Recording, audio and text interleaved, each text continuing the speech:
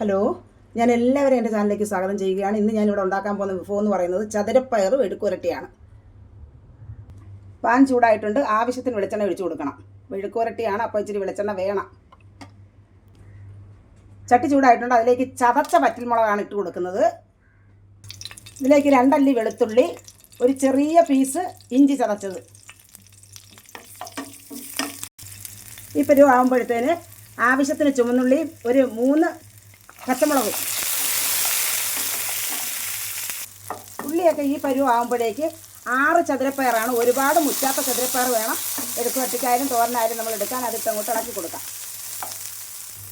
ഇനി ആവശ്യത്തിന് മഞ്ഞൾപ്പൊടി, ആവശ്യത്തിന് ഉപ്പ്,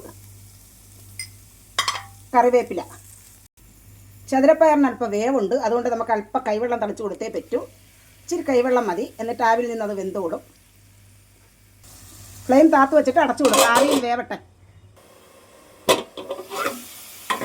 വെള്ളം നനവ് മാറിയിട്ടുണ്ട്. ഇനി നമുക്ക് അടയ്ക്കാതെ ഇത് ചിക്കി തോർത്ത് കൊടുക്കാം. മെഴുക്കുപുരട്ടി ആയിട്ടുണ്ട്, വെന്തിട്ടുണ്ട്. ഇതിനകത്ത് മാംസം, ഈ ചതുരപ്പയറിനകത്ത് മാംസം അടങ്ങിയിട്ടുണ്ട്. അതുകൊണ്ട് തന്നെ നല്ല ടേസ്റ്റുമാണ്. പെരുംജീരകം ചതച്ചത് നമ്മൾ ആഡ് ചെയ്ത് കൊടുക്കാം.